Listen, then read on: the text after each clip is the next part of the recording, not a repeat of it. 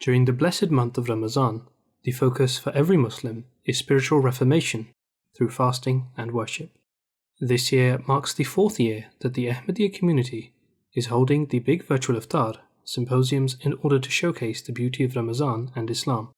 As life in the UK continues under social gathering restrictions, the event was hosted through online platforms.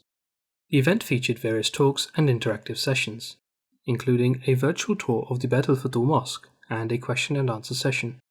The first of the Big Virtual Iftar series of events was held on the first day of Ramadan, the 14th of April 2021, on the topic, Freedom of Speech or an Act of Provocation.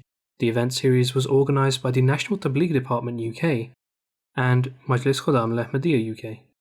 The event was widely promoted and a special website was created for the Ramadan activities. Participants were able to watch it on YouTube and Facebook via a live stream.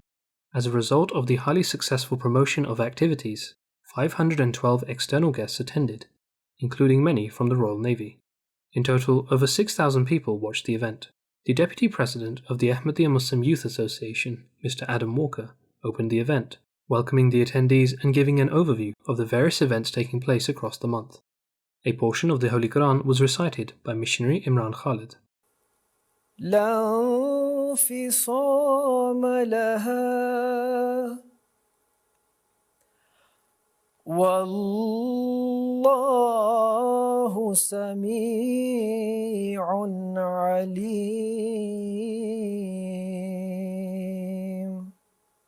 Mr. Adam Walker introduced the theme of the event. So we felt the need to hold this event tonight to discuss a bit more about freedoms, about how freedoms can be used, how do we use the rights that are afforded to us.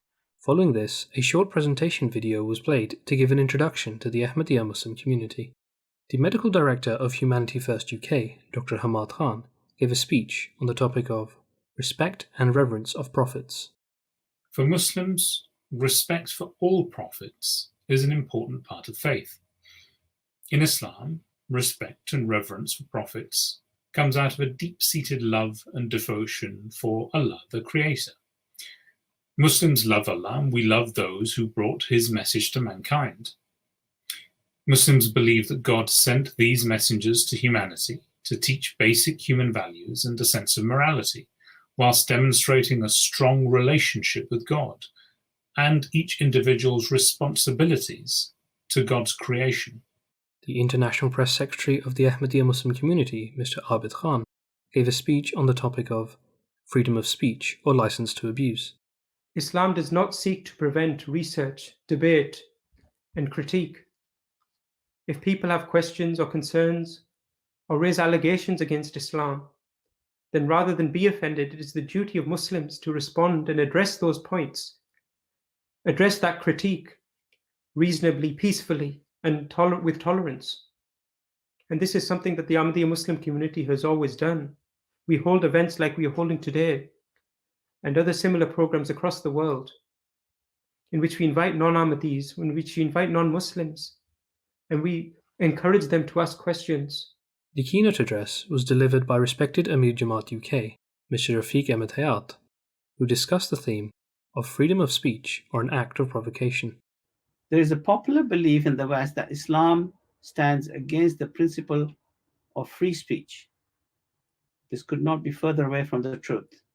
In fact, 1400 years ago, Islam gave rights that did not exist in the so-called civilized world until recent times. It is true to say that freedom of speech comes with responsibility. And the bottom line is that we have to understand what type of a society we wish to create. A question and answer session was held with the key guests, giving attendees online the opportunity to ask questions about the theme of the event and about the Ahmadiyya Muslim community. Key guests in the Q&A session included the Amir Jamaat UK, Mr. Rafiq Ahmed Hayat, and the National Secretary of Tabligh for the Ahmadiyya Muslim Community UK, Mr. Ibrahim Akhlaf. Freedom of expression and debate over contentious issues in Islam are very positive. There's nothing. We have to encourage, of course, education and understanding. However, if we want a peaceful and functional society, we must temper what we say and what we do. The azan was recited to signal the breaking of the fast for all the attendees. Following the closing remarks, the Amir Jamaat UK closed the event with a traditional silent prayer. Full details of the event and activities that are taking place as part of the Big Virtual Iftar series can be found on the website www.bigvirtualiftar.co.uk. This report is brought to you from MT International, UK Studios, in London.